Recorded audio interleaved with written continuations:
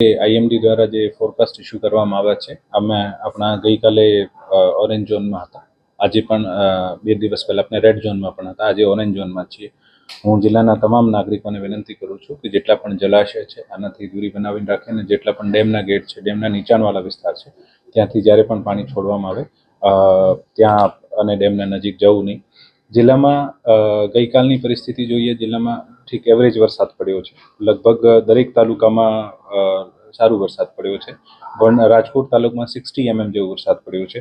આપણે જિલ્લામાં અત્યાર સુધીમાં 464 mm જેવો વરસાદ થઈ ગયો છે. એવરેજ 550 થી 600 mm ના વચ્ચે થાય છે, જે લગભગ 80-85% આપણે વરસાદ જે છે આ પડી ગયું છે. આનું જે પત્રક છે હું આપને શેર કરી દઈશ. ડેમની પરિસ્થિતિ જોઈએ તો આજે આપણા જિલ્લામાં મોજ ડેમ જે છે 100% ભરાઈ ગયું છે. આજી 1 જે છે આ 88.7% ભરાઈ ગયું છે. આજી 3 જે છે આ 96% ભરાઈ ગયું છે. ન્યારી 2 છે 100% ભરાઈ ગયું છે. લાલપરી જે છે 100% ભરાઈ ગયું છે અને ભાદર 2 જે મોટો ડેમ છે આ 74-75% ભરાઈ ગયું છે. આમ જિલ્લામાં ટોટલ ડેમ્સ જે છે આપણા 27 ડેમ છે, આમાં ટોટલ 67% ભરાઈ ગયા છે.